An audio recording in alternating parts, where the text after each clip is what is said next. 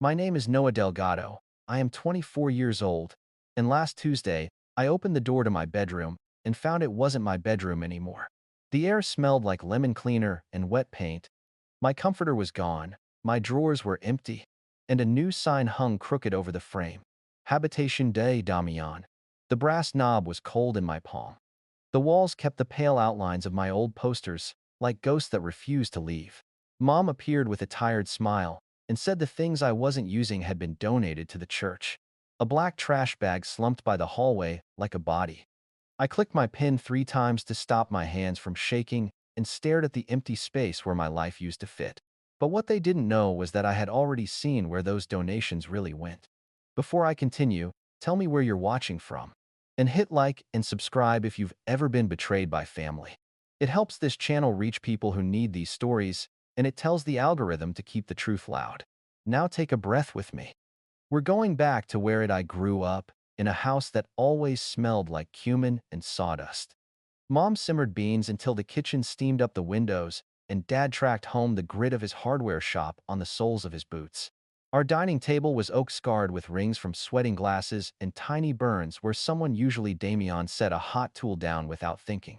There were 4 chairs that wobbled if you breathed on them too hard. I used to slip a folded napkin under mine to keep it steady, my little private fix. No one noticed. If I'm honest, that napkin felt like a metaphor for me, even before I knew what metaphors were. At those dinners, Dad always asked the same question, the one that sounded like a joke but wasn't.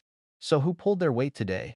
He'd lean back, rub the oil stain on his thumb, and look at Damien first. My brother didn't have to say much. He'd grin, toss out a line about helping in the garage or making a connection for his future shop, and Dad would nod like he was listening to the evening news. If I mentioned finishing a project or staying late at school to help set up the science fair, Dad would point with his fork and say, "Good, your brother could use that discipline." The compliment floated right past me and landed in Damien's lap. I laughed because laughing made it sting less. I didn't know it then, but that's how a silence learns to breathe. There was a picture wall in the hallway, the family museum. Damian and soccer trophies. Damian leaning on a shiny car that wasn't ours. Damian shaking hands with a city councilman after volunteering at a car show. My photos existed too crooked, a little darker, like the printer was running out of ink. In the third frame from the bottom, I'm holding a certificate with my hair pinned back because Mom said my bangs made me look like I was hiding. You can't see the certificate clearly unless you squint. I used to stand there and try to read the blurred letters as if proof would show up if I just stared hard enough. It didn't. Years later, when I took my first long shift at the lab, the hum of the centrifuge sounded like the kitchen fan at home. The lab lights buzzed with that tinny halo, and the walls were so white they felt cold enough to touch and leave frost. I learned to count inventory by the sound of caps clicking shut. I learned that if you ran your knuckle along a label, you could feel the seam, and that was how you knew it was secure. Every night at 1:47 a.m., the vending machine coughed and spit out a bag of chips someone had jammed earlier. I started clicking my pen 3 times before any delicate step. pH checks, aliquots, logging temperatures like a superstition. I didn't know it then, but the habit would be the only sound I could control when the rest of my life got loud. Before the lab came the summer I turned 18. A guidance counselor called our landline every other day about a scholarship, out of state, the kind that would have paid for dorms and books, and made me a tiny person in a giant library. I took the call sitting on the edge of the bathtub because the fan masked my voice. "You'll love it," the counselor said. "You sound like someone who likes order." I did love order. I loved lists and drawers that shut all the way. Dad knocked on the door and told me not to waste water. That night, Mom folded dish towels and said soft as a lullaby, "Your father needs help. Family first, just for a year or two." The next day, the scholarship letter curled on the counter near the microwave. I left it there and went to fill out an application at the pharmacy. I swallowed it, but it carved deeper than I thought. Money has a sound. It's the flutter of a gas bill on the fridge, the thin rip of a checkbook, the clatter of coins in a glove compartment. When I got hired part-time, then full-time, I brought envelopes home on Fridays like little offerings. Just until the shop turns around, Dad promised. He smelled like WD-40 and coffee when he hugged me. Mom tucked my envelopes into a blue tin labeled recipes. In the second week of July, the blue tin moved to the top cabinet, and I needed a chair to reach it. I hovered, their fingers just grazing the edge, when I saw another envelope. It had my name written in Mom's tidy slant. College fund. The seal had been sliced open cleanly. Inside was a single receipt from an auto parts warehouse with my brother's signature at the bottom. Investment, Dad said when I asked. Your brother's a builder. I didn't know it then, but the word builder would become a spell they used whenever something was taken and needed to feel noble. On my 21st birthday, we ordered pizza and forgot about the cake. Damian rolled the tool cabinet into the garage with a victory whoop. The neighbors came by to help mount shelves. I stood at the threshold holding a box of my old school books. Mom kissed my temple and whispered, "We'll find a spot for those later, me aimer," but there was no later. The books slept in the trunk of my car for 6 months. It felt practical. It felt temporary. It felt like waiting outside your own house without knocking. That night, the garage light burned until morning, and the frosting on my cake turned crusty. I swallowed it, but it carved deeper than I thought. Holidays ran on lopsided math. On Christmas, Damian got a torque wrench set heavy enough to rest like a baby in Dad's arms. I got a soft sweater, which I loved truly, but the tag still dangled from the sleeve like the price had been the point. At Easter, Mom tucked cash into Damian's plastic egg for gas, then put a folded grocery receipt into mine with a note. "Thank you for picking up milk and detergent, sweetheart." I told myself gratitude is a kind of gift you can't measure. Sometimes I believed it. Sometimes it felt like I'd been paid in thank yous for work that required a wage. When Inez moved out after nursing school, the house got quieter in a way that felt dangerous. She had balanced the table, asking questions no one else asked, nudging the conversation toward light. Without her, Dad's voice was a little louder, Mom's sighs a little longer, Damian's jokes a little meaner. Inez still stopped by with hospital coffee, squeezing my shoulder and slipping me small things: compression socks, a planner, a lipstick she thought would look good on me. "You should keep your own receipts," she said, once eyes on the fridge calendar. I thought she meant grocery receipts. I didn't know it then, but she meant something bigger. The summer storms came like tantrums. The roof complained and the driveway swelled and the mailbox tilted. Dad patched what he could, proud of every fix. He kept boxes of leftover pipe and fittings in the garage, the kind of supply that made him feel ready for anything. Ready to him meant he didn't have to ask for help. I grew ready in other ways. I kept my work badge around my neck even at home because the lanyard felt like proof I existed somewhere I didn't have to audition. I remember a Thursday when Mom was rinsing beans and humming, and I was sorting laundry. "You know," she said, casual, almost sweet, "Father Louise says the church pantry always needs donations. Maybe we should clean the garage, clear out things nobody uses." I set down a towel and opened my mouth and closed it. We both looked toward the garage door as if the things could hear us. "Just a thought," she added, smiling, all teeth and sunlight. Later that night, I found a little sticker gun, one of those price labelers, on the counter under a heap of rubber bands. It stuck to my palm when I picked it up. I didn't know it then, but Mom's church had a profile picture and 5-star ratings. The first time I went with Dad to the parts store, the man behind the counter acted like Dad was a famous regular. "Hey Hefe," he called, thumbs up over a stack of PVC elbows. Dad introduced me as the responsible one, and the man laughed like that was a punchline. While Dad argued about a discount, I wandered to a clearance bin. Copper fittings glinted like coins at the bottom of a wishing well. I imagined dropping a question in what if responsibility didn't mean erasing yourself until nobody noticed you were gone? The well didn't answer. On our way out, Dad said, "Good practice, Noah. Learn the ropes. Your brother will need a bookkeeper." I smiled so he wouldn't see the flinch. The night I found the bank envelope under the microwave, the house was already asleep. There were spaghetti splatters on the stove and the smell of bleach in the air. The envelope had Olivaro's bank logo printed in blue and a strip of carbon paper sticking out. Refinance signatures enclosed. My name was in a small box at the bottom, not as an owner, not even as a co-signer, but as something called a contingency contact. I traced the letters with my thumbnail until the paper frayed. It looked harmless. It looked like emergency information. It looked like a seatbelt someone else could fasten around my neck. I tucked it back where I found it because I wanted to believe in harmless things. In the lab, the older tech Maribel used to say, "Control what you can measure." She wrote it on a sticky note and stuck it above the pH meter where everyone could see. I adopted it like a creed. I measured my breaths while Dad monologued about loyalty. I counted seconds between Mom's sighs when I said I couldn't cover the propane bill this month. I logged small, strange details the familiar way. Damian wiped his hands on towels. He didn't wash the way. Mom's phone pinged a different chime when she got messages from her customers. The way the garage lock turned easier after Dad oiled it.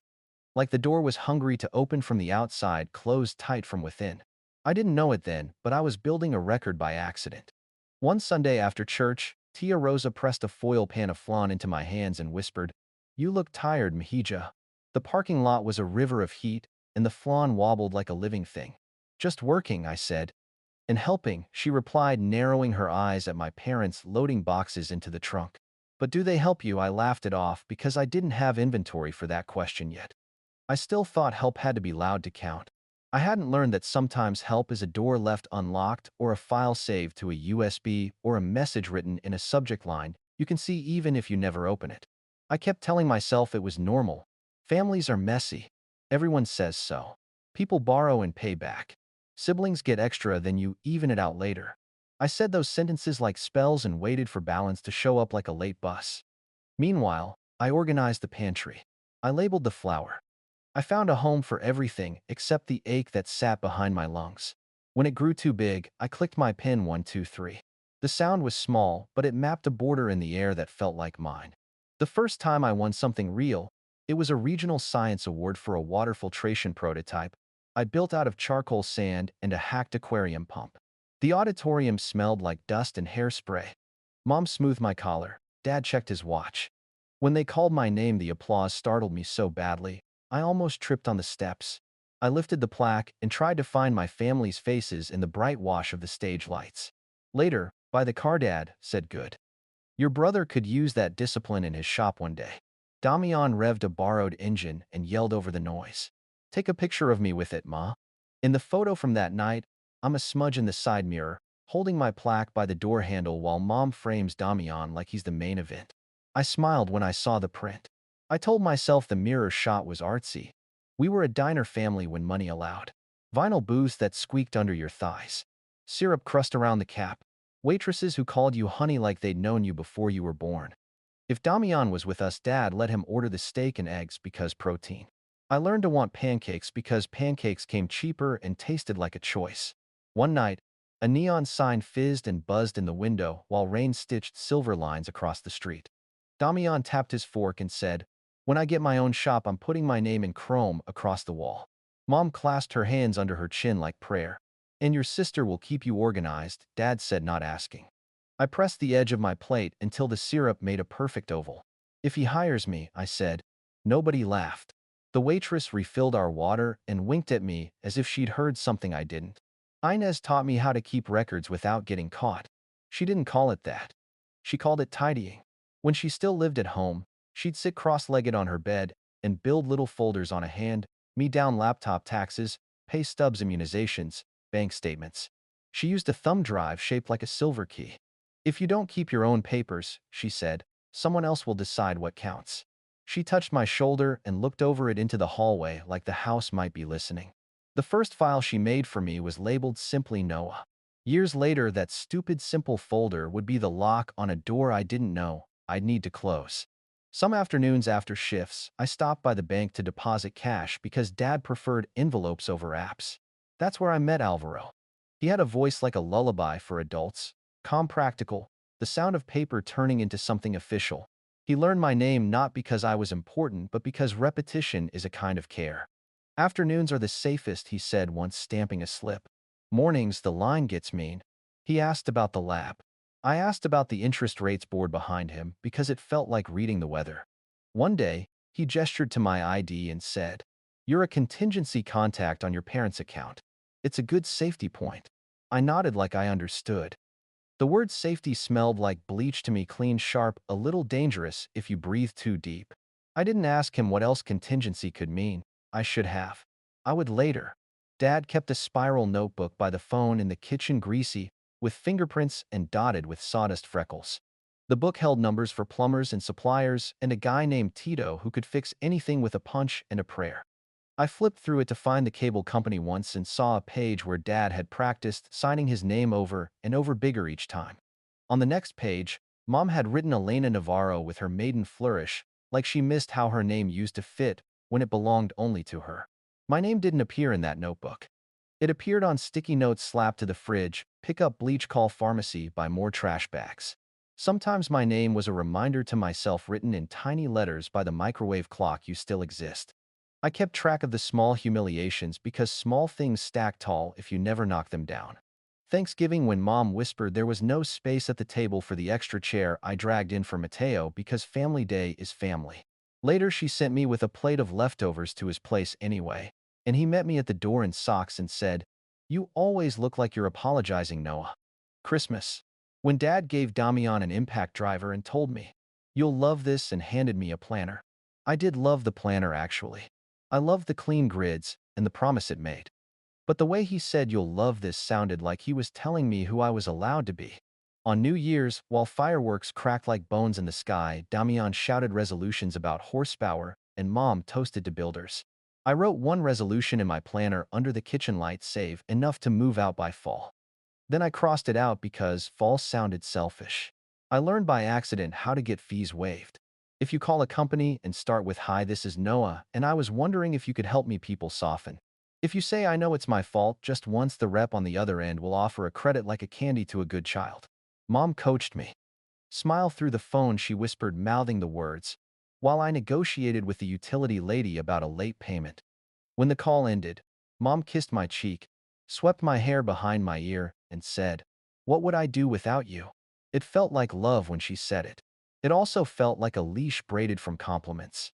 I started hearing the difference. At the lab, there's a refrigerator that hums louder when you lean on it. When I finally leaned, really leaned, it rattled like a confession. Maribel told me stories about her children and how she'd left one life for another, and how both had been hard in ways that didn't cancel out. "You can love people and set boundaries," she said, as if reading my spine. I clicked my pin. 1, 2, 3. "Boundaries sound mean," I said. "They sound like a no with a fence around it." She laughed without smiling. "Sometimes, fences keep cows alive." The house changed in little jolts. Mom started getting packages with cute pastel tape. She called the dining table my staging area and brushed off crumbs with the back of her hand like a stage manager. The price gun appeared and disappeared like a magician's coin. The church basement sale flyers kept piling up on the counter, but the dates passed and the piles shifted to other piles. When I mentioned a shirt I couldn't find, Mom said, "You haven't worn that in months." She wasn't wrong. But the way she said it was a key turning in a lock I didn't know we had. On Saturdays, the neighbor, Mr. Lindstrom, walked his tiny dog at 7:06 a.m. He told time by habit, not clocks. He wore a visor and mirrored sunglasses and waved even when no one waved back. He clipped the camera above his garage after raccoons dragged his trash into a party one night. Motion activated, he announced to anyone who would listen. "This thing sees everything." Damian laughed and called him Robo-Grandpa. I pretended to laugh because it was easier. I didn't know the little blinking blue eye over Mr. Lindstrom's door would become a witness with a better memory than any of us. The summer heat broke into a storm that scratched at the roof for 3 days. Water found the lazy seams. We set out pots and bowls and baked sheets to catch the drips. The sound of water falling into metal became the soundtrack of our living room. Damian said he could fix it. Dad said they could fix anything. They laid out tools like knives on a surgeon's tray. I made sandwiches. When the rain stopped, the ceiling still wept a little tears that didn't make a scene. That was the house in a sentence, things holding but just. I met Doña Pilar at a church fish fry. She wore a cardigan the color of toothpaste and a face that told you she took no nonsense. She ran the raffle table like a courtroom. When I bought a ticket, she looked at my hands. "You work with them," she said, like a verdict. "Yes, ma'am," I said, and she nodded, satisfied by the callous logic. Later, Tia Rosa whispered that Doña Pilar owned a boarding house 2 streets over. "She's strict," Tia said, "but fair. No parties. No men past 10. But fair." I filed the name away like a specimen label. I didn't think I'd need it. I preferred not needing things. Mateo and I met for real the night my car battery died behind the coffee shop. He had flour on his cheek, even though he wasn't a baker, just a barista with a love for pastries he couldn't afford. He jumped my car and then handed me a paper cup with a heart drawn on the lid. "You look like someone who could use a couch," he said. I laughed and said I have one. He shrugged. "Maybe not forever." I tucked his number behind my phone case and told myself I'd never call it. Later, I would dial with my thumb without looking like muscle memory in reverse. Time flattened around routines. Lab home envelopes dinner dad's stories about grit. Mom's stories about saints who sacrificed Damian and stories about engines that purred like big cats. My stories were mostly weather. Cold in the fridge today, I'd say. The thermostat's off. People nodded. They offered me more bread. One afternoon when the house was empty, I cleaned my room with the zeal of a convert. I wiped baseboards. I gathered the hair that had escaped into corners. I folded shirts until the stack sat like a block. When I opened the closet, a wave of warm dust breathed on my face. On the top shelf, I found a shoebox labeled Winter. Inside lay my old scarf and a stack of cards I didn't recognize. They were business cards that said Navarro Resales in Mom's handwriting, with a phone number one digit off from the family line. I held them until my fingers made little half-moons in the cardstock. I put them back because putting things back had been my talent since childhood, but my hands shook when I closed the lid. I clicked my pen 1, 2, 3. Even before Tuesday, the night of the wet paint smell, and the crooked sign, I had started to feel the house pushing me to the edges like a body rejecting a splinter. At dinner, Dad said, "Your brother's business is a family investment." He said investment like the word itself made money. Mom said, "We all sacrifice in different ways." Damian smirked at his phone. "Noah likes her little lab. She's fine." I took a breath measured by the hum of the refrigerator and heard somewhere deep a sound like a tiny rope snapping. I wish I could say there was one clear villain and one clear saint, but our house didn't do absolutes. Mom also kissed my forehead when I had headaches. Dad also showed up to jump my car in the pharmacy parking lot without making me beg. Damian also brought me a donut at midnight once because I'd said out loud that sugar sounded holy.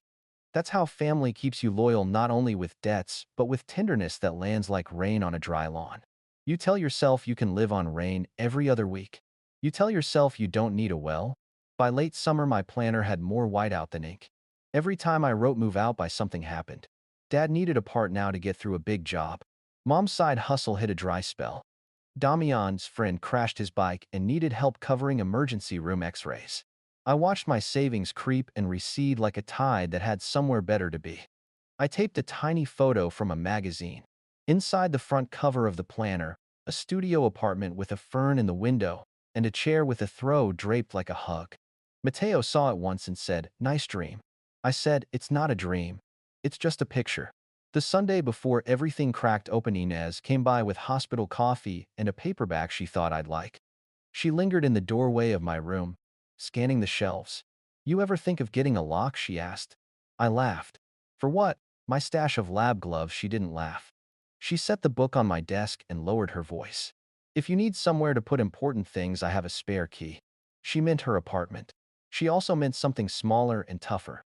She meant, "I see the way the house shifts under your feet. I see the way you're bracing." She hugged me, left lipstick on my cheek, and whispered, "Control what you can measure." I didn't click my pen because holding perfectly still felt louder. The next 2 days were ordinary in the way minutes are ordinary on the edge of an earthquake. Lab coffee. Home, the price gun on the counter like a toy. Dad's boots by the door. Damian's laughter through the wall. Mom humming while the washing machine knocked its hip against the dryer. If you'd asked me then what I expected from Tuesday night, I would have said leftover arroz con polo and three voices arguing over a game show. I would not have said bleach and lemon and the absence of my life reduced to a sign. But the truth is, the sign had been hanging for years invisible. They just made it legible. I tell you all this so you know I didn't wake up me. I didn't wake up cold. I woke up tired of mispronouncing my own name so it would fit inside somebody else's sentence. I had been the napkin under the wobbly chair so long I forgot chairs weren't supposed to wobble. When I saw my room repainted into my brother's promise, I didn't scream. I didn't beg. I tasted metal on my tongue and clicked my pen 1, 2, 3. Then I started counting something else. The night of the sign, our family group chat lit up like a siren. It started with a photo from Mom, a blurry plate of enchiladas with the caption, "Dinner is ready." I stared at it on Mateo's couch with my shoes still on my backpack under my knees like a shield. Then Damian chimed in, "Noah, stop being dramatic. You don't even sleep there half the time." A second later, Dad wrote, "We made a decision as a family. Rent is non-negotiable." I typed and deleted 3 replies until my thumbs ached. Finally, I sent one line, "Please don't sell or give away my things." The dots bubbled. Mom replied, "Baby, I already donated the stuff you weren't using. It's for the church pantry. Be proud." I could hear her soft voice in my head, that gentle blanket tone, and I had to set the phone face down because the gentleness made my eyes burn. I went back the next afternoon while they were all at work. The house smelled like lemon and something plasticky, like a shower curtain just unwrapped. My room was a stranger. The closet bar was empty, except for two wire hangers that scraped against each other when the air conditioner kicked on. I went to the garage. The lock turned, but only halfway. Dad had changed it or oiled it in a way that made it resist me. I pressed my forehead to the cool metal and listened to the hollow inside like it was a seashell. The garage used to be the safe place where my boxes lived. Now, it breathed like another chest. I sat on the bottom step with my phone and typed church pantry into the search bar. Then, because a feeling is sometimes smarter than a plan, I opened the Marketplace app. I scrolled without knowing what I hoped to find. The third row down there, it was a ceramic lamp with a chip at the base, the chip I had covered with a sticker when I was 15. The photo was clean and bright, the description precise. Vintage ceramic lamp, barely used, pickup only. The seller's name was Elena with a pink heart next to it. I touched the screen like I could lift the lamp out. My stomach did a small tight flip, like missing a step in the dark. I clicked the profile. The banner photo was a floral pattern and the ratings sparkled 5 stars. The listings felt like a fingerprint, a wool coat from last winter. The blue tin labeled recipes. A set of glass jars I'd organized by pasta shape. I sent a message, "Hi, is the lamp still available?" I waited. The house ticked. The fridge hummed. Somewhere outside, Mr. Lindstrom's little dog yapped at an invisible enemy. From the kitchen, Mom's second phone pinged. It was the distinct bubble trill I'd heard for months, the one she always said was her prayer group. The ping came again, closer this time, under the tea towel by the sink. I lifted the towel. The screen flashed a preview of my own message. My face went cold, then hot, then cold again. I stepped back like the phone might bite. I wasn't going to fight with a ringtone. I took 3 pictures, listings, the profile, the lamp, and sent them to my email because my email felt like a vault I owned. I backed out of the app, opened contacts, and scrolled to Inez. "Call me when you can," I wrote. "Urgent but not an emergency." She replied with a single R shorthand for "I'm at work," and then half an hour later a second dot that meant "Meet me by the hospital loading dock in 10. Inez's break smelled like fried food and antiseptic. She handed me a water and a folded manila envelope with my name written in her careful print. Her eyes were tired but bright, the way someone looks when they've decided something and are waiting to see if it sticks. "I shouldn't have this," she said. "But you should." Inside were copies of the refinance paperwork. The pages were boring on purpose, a forest of numbers, but my name blinked like a survival beacon in a small box. Contingency beneficiary, non-owner contact. "It's a nothing box until it isn't," Inez said. "If the payment lapses, the bank calls you first. If Dad and Mom sign anything new, they might use you as proof the family is covered." She lowered her voice. "And there's a line about authorizations. It leaves space for adding one later." "I never authorized anything," I said. "You didn't," she said. "And I'm not saying they're planning to do something. I'm saying the structure sits there like a mousetrap, even if no one touches it." I pressed the heel of my hand between my eyes until colors bloomed. "Why me?" I said, though I knew the answer. Responsible one. The napkin under the wobbly chair. The silence that does chores. Inez touched my wrist. "Because you say yes. Because you won't let the whole house fall. Because you're easy to reach." We stood for a minute while a delivery truck beeped in reverse like a mechanical bird. "If I scan these, can I keep the copies?" I asked. "You can keep that envelope," she said. "I took photos for me. Control what you can measure." She waited for me to smile and didn't push when I didn't. On the way home, the world felt overexposed. The sun hammered the windshield.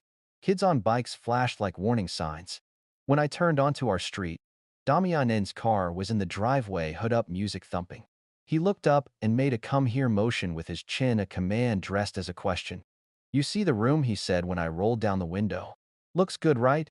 He had a smear of grease on his cheek like war paint. "It's temporary," he added. "Dad says you can use the den. We're all making sacrifices." "I didn't agree to sacrifice," I said. He laughed. "You never have to. You're the kind of person who just does it." It should have been a compliment. It sounded like a diagnosis. I drove around the block twice before I parked because my hands wouldn't unclench from the steering wheel. When I finally walked inside, Mom was at the sink, the extra phone face down under a towel, like a pet in timeout. She didn't turn around. We made enchiladas, she said. Eat before it gets dry. I messaged the seller about the lamp, I said. My voice didn't shake. I was proud of that. You should be happy your things are helping someone, she said. The dishwater rushed. I'm honestly tired, Noah. I don't have energy for a fight. I'm not fighting, I said. I'm asking you to stop selling my things. The words felt narrow and sharp like cutting through fabric with a blade only I could see. She turned, then smile on eyes glossy. You haven't used them in months. I breathed in the smell of lemon and old food. They were mine, I said. Not the church's. Not the internet's. Mine. She opened and closed her hands over the dish towel as if counting. We're all making sacrifices, she said softly, and there it was again, the holy word. I clicked my pen in my pocket. 1, 2, 3. The sound was small, but it kept me from drowning. That night on Mateo's couch, I spread the papers from Inez across my knees. The lines blurred if I looked too long, so I traced my name with the tip of the pen until the ink threatened to smear. Mateo brought me a grilled cheese and set it on the armrest like an offering. You look like you're holding gasoline, he said. Matches, I said. Gasoline sounds too dramatic. Truth burns either way, he said, and went back to his sink, singing under his breath a sound like a rope pulling something heavy up from a well. The texts kept coming. Dad, practical and clipped. We need you to be part of the team. Mom, soft and heavy. My heart hurts when you shut me out. Damian, joking with blade edges. Don't be selfish. It's a small room. I turned the phone off and stared at the ceiling, counting hairline cracks I'd never noticed. I wasn't ready to run. I wasn't ready to stay. I was ready for something I couldn't name yet, a readiness that felt like a steadying breath before a plunge. By morning, I had a plan small enough to go to the bank alone, ask questions with my full name, find out where my signature could or could not be dragged. The lab shift started late that day. I put on my white shirt, tucked it in, laced my shoes tight, and watched my face in Mateo's bathroom mirror until it matched the voice I wanted to use. Calm. Clear. The opposite of apologizing.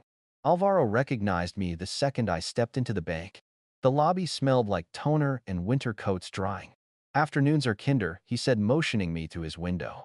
I slid my ID across the counter and said my name like a statement you could notarize. I need to know where my signature lives, I added. And where it doesn't. He nodded, typed, and kept his voice level.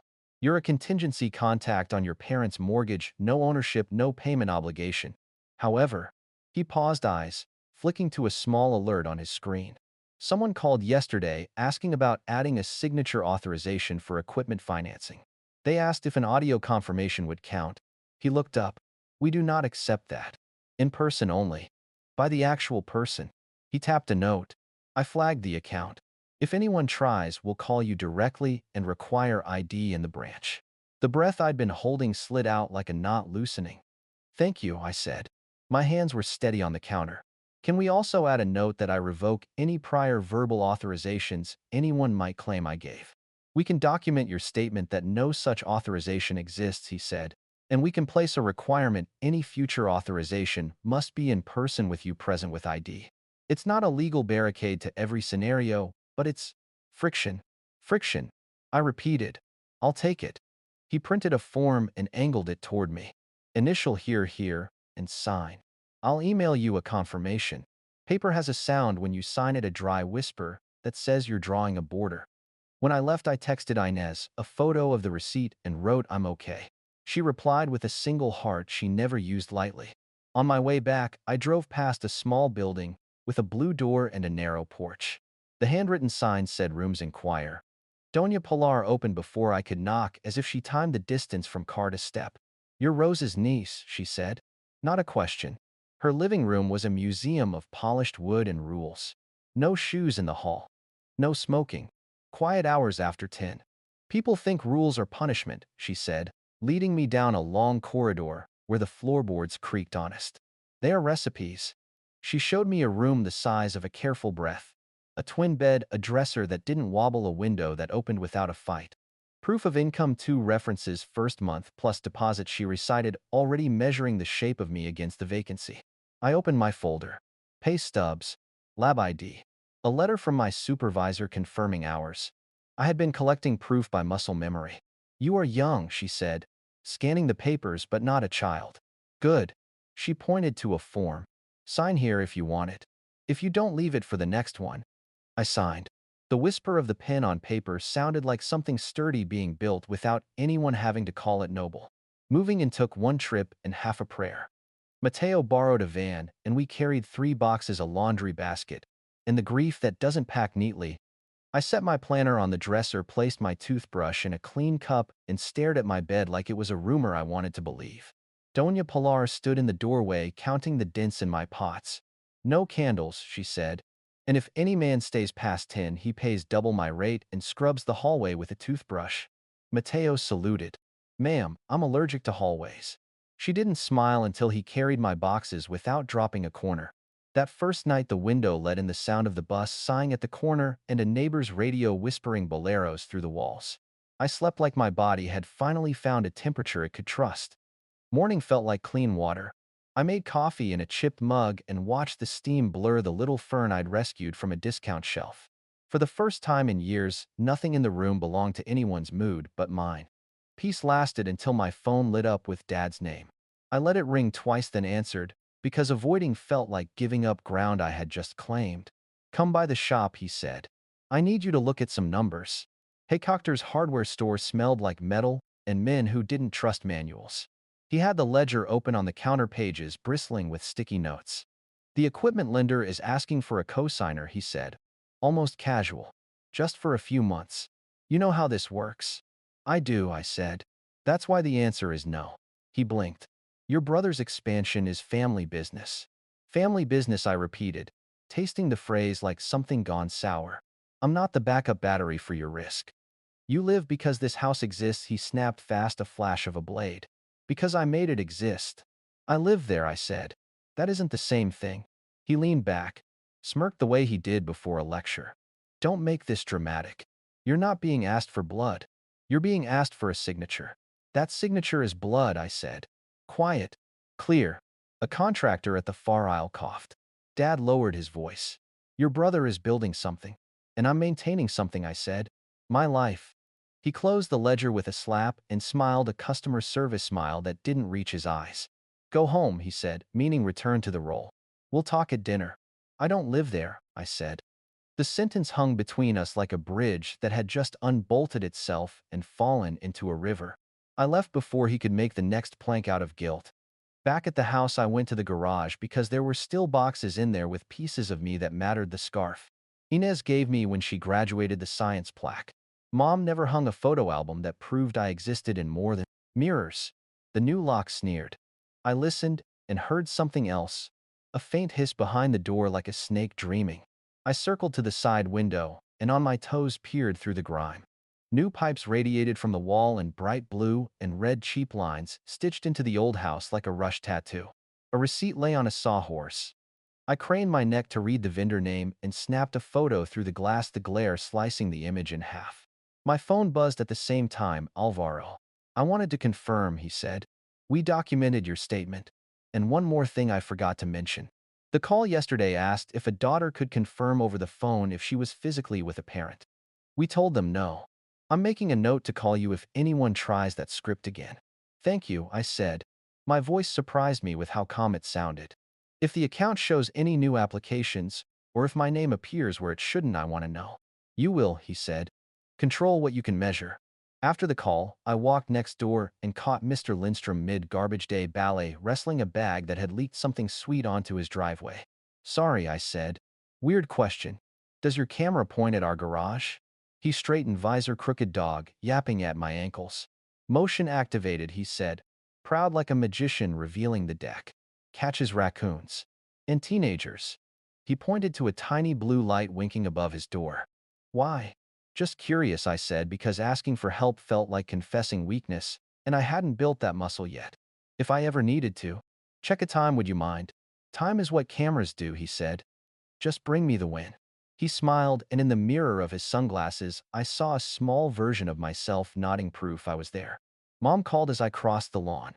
I let it go to voicemail. She left 3 messages in a row, each softer than the last. "Mi amor, call me back. I'm so tired. Don't you love me? We're all making sacrifices." I saved them. Not to gloat, not to trap, but because my side of the story needed a spine. By evening, the group chat had pivoted from guilt to logistics. Damian sent a photo of boxes stacked in his room, which used to be mine. He captioned it, "Efficiency, sis." I typed, "Do not touch the boxes in the garage. MOM, do not sell anything else." The dots bubbled and stopped. "Then Dad will discuss as a family at Sunday dinner." The words landed like a court summons. I felt the old reflex rise to flinch, to apologize, to ask for permission to even breathe, but it hit a wall I'd built that morning with a ballpoint pen at a bank window. At Doña Pilar's, I ironed my one white shirt on a towel because I didn't own an ironing board yet. The hiss of steam sounded like snakes and tea. I packed my backpack with everything that made a life feel like mine. The Silver Key USB. Inez had taught me to use printed screenshots of Mom's listings, the bank confirmation. A spiral notebook, Maribel said, would save me when my mouth couldn't. I wrote a list labeled dinner and numbered the items I would lay on the table. Evidence turns a story into a map. 2 nights later, Damian and his friend hauled a box of fittings from the hardware store into the house like pirates with a chest. I watched from the sidewalk, invisible by practice. They laughed about the neighbor's camera. "He thinks that toy will stop thieves," the friend said. "It's not even pointed the right way." Damian kicked the door shut with his heel cocky. The porch light flickered twice. My chest felt hollow and steady at the same time, the sensation of a bow being drawn back to its anchor. Before bed, I texted Ines, "Sunday, right?" She answered, "I'll be there. Tia Rosa too." Then a beat later, "Proud of you." I stared at those 3 words until the screen dimmed itself like a curtain. On Saturday, I stopped by the house one last time to pick up what I could carry without a key. Mom was on the phone in the kitchen, voice syrup thick for whoever was on the other end. She startled when she saw me, then covered the receiver. "You can't keep making a scene," she hissed softly. "It makes your father's blood pressure." "I'm not making a scene," I said. "I'm making a plan." I lifted the blue tin labeled recipes from the counter. It was lighter than memory. Inside, only rubber bands and a single foreign coin that wasn't ours. The college fund ghost rattled anyway. "Sunday," she said, as if the word could fix the week. "Sunday," I agreed, because sometimes you set the table for the storm you intend to steer. Back at the boarding house, I washed my face in the tiny sink and watched the water spiral like something deliberate. I lay down and listened to the bus at the corner exhale its nightly confession. I wasn't brave yet. I wasn't cruel. I was a person who had finally drawn lines with ink, and lines have a way of teaching your mouth new shapes. I clicked my pen once in the dark, then twice. Then a third time, the sound stitching a small border around the bed. Outside, a siren wailed far away. Inside, the quiet wasn't empty anymore. It was a place I could stand. Sunday night had the soft glitter of Epiphany lights in the window and the smell of cinnamon in the kitchen. Mom set out the rosca with the paper crowns, a bowl of thick hot chocolate tamales under a towel keeping their steam. Dad had shaved and put on the good cologne that hides in the bathroom cabinet all year. Damian rolled his sleeves and talked about square footage like it was a love language. Inez arrived with hospital hair and clear eyes. Tia Rosa kissed the air by my cheek and squeezed my hand, once a pulse that said, "I'm here." I sat at the end of the table where the chair wobbled unless you tucked a napkin under the leg. I didn't fix it. I wanted the wobble. My backpack rested by my feet like a quiet animal. Dad cleared his throat and lifted his glass. "A new year," he said. "Family first. And to Damian N's expansion, may the house grow with us. May it stop leaking first." I said, easy, almost light. Mom shushed me with a smile. "Let's not start." Damian smirked. "We already fixed it."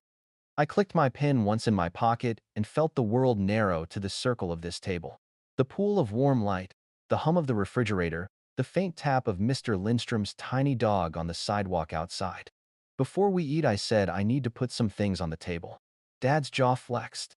"If this is about rent, it's about truth," I said. I unzipped the backpack and set the manila envelope down like a placemat for a different kind of meal. First, the copy of the refinance documents Inez had given me. I slid the top page to Dad. My finger tapped the little box with my name. "Contingency beneficiary," I read. "Non-owner, non-signer, but first point of contact upon distress." That's me. Not a title I agreed to, not a role I accept. Dad didn't look at the words. He looked at me. "It means we trust you. It means you expect me to catch your fall without a net," I said. "The bank reaches for me before it reaches for you. That ends tonight." Inez coughed softly, a neutral sound that let the page speak for itself. Tia Rosa tilted her head and made a small cluck with her tongue, the noise of a hen noticing a fox print in the dirt. Mom reached for the bread knife. Let's cut the rosca first, she murmured. We can talk after. We'll talk now, Dad said, voice low. Good, I said and laid the second item on the table, printed screenshots. The lamp, the blue tin, the glass jars labeled by pasta shapes. Each page had the seller name, the 5-star halo, the little pink heart.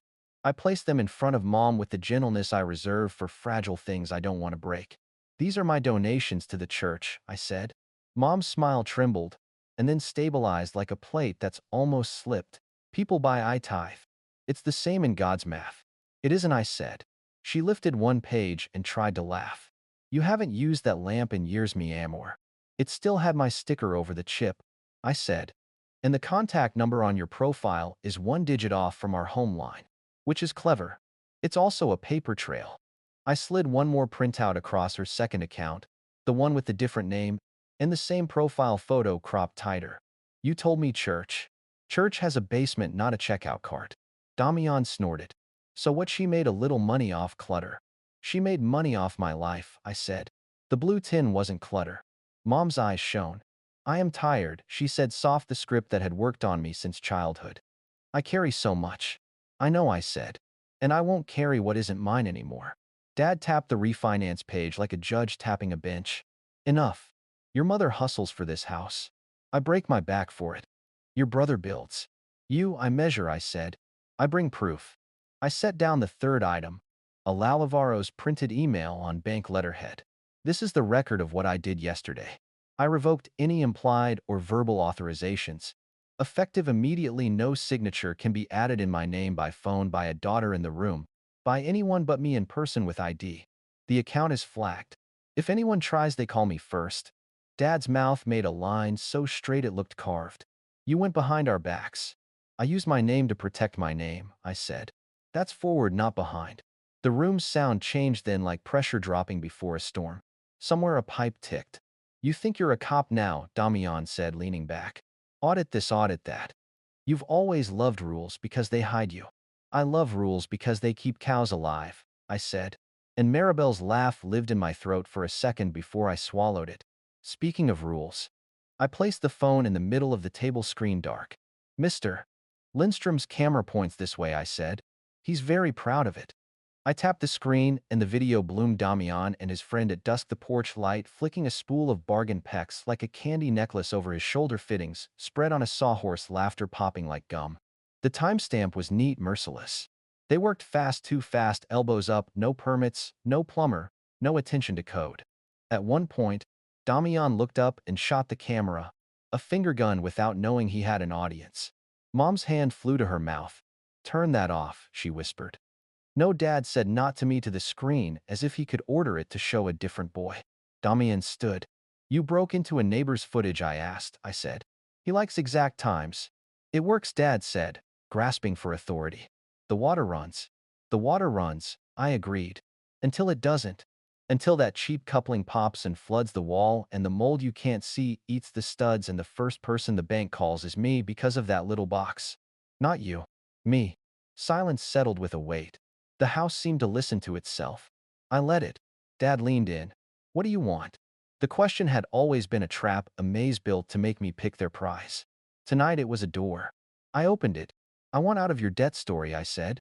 I want my name off anything it isn't legally required to be on. I want my belongings left alone. I want every conversation about money to start with the person who decides to spend it. That's not how families work. Mom said, both hands flat on the table, as if she could feel it shaking. That's how mine works now, I said. Damian laughed, short and ugly. You gonna sue us, little cop? I'm going to walk away clean, I said. I reached into my pocket and set my house key on the table, a small dull moon in the lamplight. The sound it made was almost nothing, and somehow, it was the loudest thing in the room. I don't live here, I said. I do not pay your mortgage. I do not co-sign equipment. I am no one's contingency. I'm not the napkin under the chair. Dad's voice went quiet and dangerous. You'd let this house fall. I'd let gravity do its job, I said. I have been catching other people's furniture for years. My back is done. Mom's eyes filled. Don't you love us? I do, I said, and the truth of it stung. Which is why I'll stop letting you use love as collateral. Inez slid her hand to the middle of the table, palm up, not asking me to take it, just offering it. Tia Rosa exhaled like a prayer answered a different way than requested. Dad reached for the key and stopped halfway as if the inches were a cliff. If the bank calls, they'll call me, I said. And I'll say the same things I'm saying here. I'm not a signer. I'm not an owner. I'm not a guarantor. I have documentation. And if anyone uses my name without my consent, I'll file the report and follow it where it goes. Damian N's chair scraped. Drama queen. I stood. My knees did not wobble. No, I said. Documentarian. In the corner, the little plastic baby inside the Rosca watched with his eternal smile. I almost laughed. I didn't. I looked at each of them one by one, like I was taking attendance in a class that finally remembered mine. Eat, I said, because feeding people is how we were raised to end screaming matches we didn't allow to start. Enjoy the crowns. I shouldered my backpack, picked up my phone, and stepped away from the table. No one followed immediately. The house hummed alive with its old electricity and its new edges. At the door, I turned back. I hope your expansion is safe, I said to Damian. I hope you pull permits. I hope you check your seals. I let my mouth make the shape of a smile that wasn't warm. You'll want to. I walked out into January air that smelled like rain, turning into something sharper. My eyes felt different, not wider, not harder, just mine. I didn't run. I didn't look back like a movie heroine who needs the house to explode to prove her point. I walked to my car, sat with both hands on the wheel, and let the cold soak through my palms until the tremor left. On the seat beside me, the manila envelope looked smaller than it had at the table. Power never weighs what you imagine. Sometimes it's just paper and a spine. That night at the boarding house, I made a list in the spiral notebook under the lamp I still owned. Change all passwords. Freeze credit at the 3 bureaus. Remove my name from every old utility login. Email the bank. A written confirmation of what I'd said in person, ask for the reply in writing. Download the PDF, back it up to the silver key. Drive, then back it up again. I wrote a short letter to my parents, not a speech. Not a scream, 3 sentences that fit like a lock. I won't be a signer. I won't be a guarantor. I won't be a storage unit. I printed it twice, signed both, mailed one certified, kept the other in a clear sleeve, where I could see my name and the date, living together without arguing. In the morning, I called code enforcement, the non-emergency line, and asked a hypothetical question about permits for interior plumbing changes. The woman on the other end had a voice like a ruler, straight, exact. If work was done without a permit, she said water tests and inspections can be required before sale. She wasn't threatening me. She was reading the weather. I thanked her and hung up. I didn't file anything. Not then. I didn't have to. Days lifted and settled. The bus sighed at the corner. Doña Pilar's radio drifted through the wall like a friendly neighbor who didn't borrow sugar. The lab fridge hummed and the vending machine coughed at 147 like always. I kept the pin clicks to a minimum, not because I didn't need the rhythm, but because quiet finally belonged to me, and I didn't want to drown it with old habits. When fear tried to make a comeback, I read the bank email again and felt the border it drew around my name. A fence that kept a daughter alive. On Thursday, my phone lit up with a photo from Inez Water, spreading from under the door of my old room, a dark widening stain like a mouth opening to swallow the floor. No caption. She didn't need one. 10 minutes later, Dad called, then Mom. I watched the screen ring until it stopped. Another photo arrived, fans whirring, drywall trimmed into ragged squares, the bones of the house showing like a secret, finally tired of keeping itself. Damian texted, "You're happy now?" I stared at the words. Then I typed slowly so each letter would feel the weight of being chosen. "I'm safe now." By Saturday, a for sale sign leaned into our lawn like a tired man. Inez sent a picture of the open house flyer with bullet points that read newer plumbing, and I laughed once, a small mean sound that tasted like old pennies. Then I put the phone down and made tea. Revenge wasn't fireworks. It was paperwork. Boundaries. Gravity doing its job. I hadn't pushed anything. I had stopped holding everything up. On Sunday, I bought a cheap fern for the window and a second-hand chair with a throw that looked like a hug. I sat and listened to the radiator tick. Somewhere a child yelled about a bicycle. Somewhere else a pipe gave way, and a family learned the difference between building and maintaining. I didn't file a complaint. I didn't send the video anywhere. My weapon was the refusal to be used. I wish I could tell you I felt triumphant. Mostly I felt level. Like a scale that had finally found zero and decided to rest there for a minute.